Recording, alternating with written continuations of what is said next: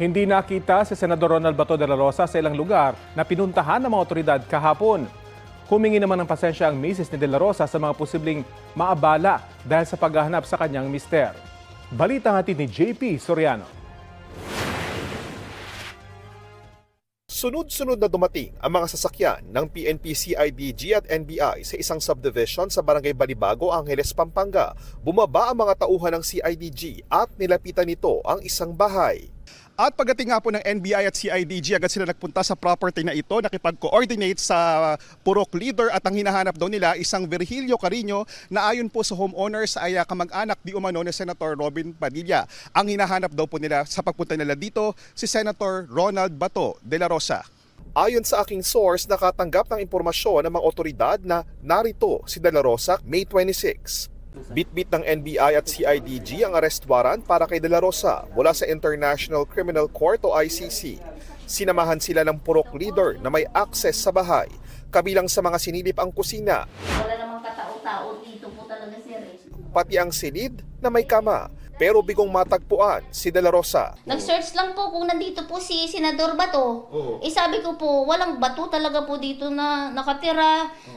Kasi hindi naman po siya taga rito. Hinanap din si de la Rosa sa katabing bahay na pagmamay-ari rin umano ni Carino at may ibang umuupa. Tapos pagbukas ko, sabi ko, anong meron? Tapos yun nga, hinahanap nila si Senador Bato. Sabi ko ba, malay ko rin. Hinahanap din umano si Carino at ang isang itim na pick-up na namataan umano sa Senado noong araw na umalis si de la Rosa. Tinanong ko po, bakit po hinahanap nila yung pick-up na nakapangalan sa Virgilio Carino. Sabi nila kasi hinahanap po nila si Senator Bato. Ayon sa Homeowners Association ng Subdivision, well-coordinated sa kanila ang operasyon ng CIDG at NBI. Sabi niya, meron po kaming pinapaulap dito. May subject of the warrant, so isi-serve namin. Mga taga-CIDG kami at taga-NBI. Bukod dito, kasabay ring hinanap si de la Rosa sa Parañaque at Bulacan ayon sa hepe ng CIDG. Katuwang nila ang NBI.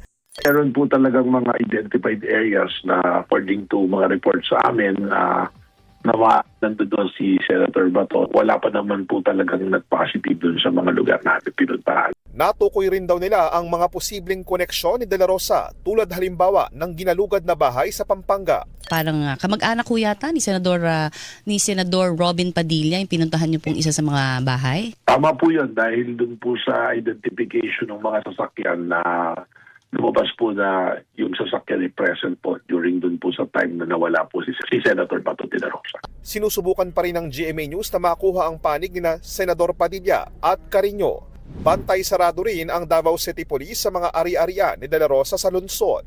Nag-insakta sa ato ang 19 police station commanders and also sa mga heads of offices sa ato ang support units nga ato ang pag-monitor sa maong presensya sa ato ang Senator Bato, ma'am. Ang mo lang yun is monitoring sa iyang tanan nga properties diri sa ato ang area of responsibility. Sa isa namang online post, humingi ng pasensya ang asawa ni de la Rosa sa mga kaibigan, kamag-anak o kakilala na baka aniya sunod na pasukin at sabihan na hindi na kailangan ng isang search warrant.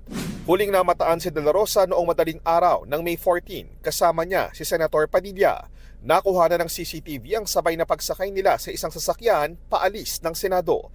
JP Soriano, nagbabalita para sa GMA News.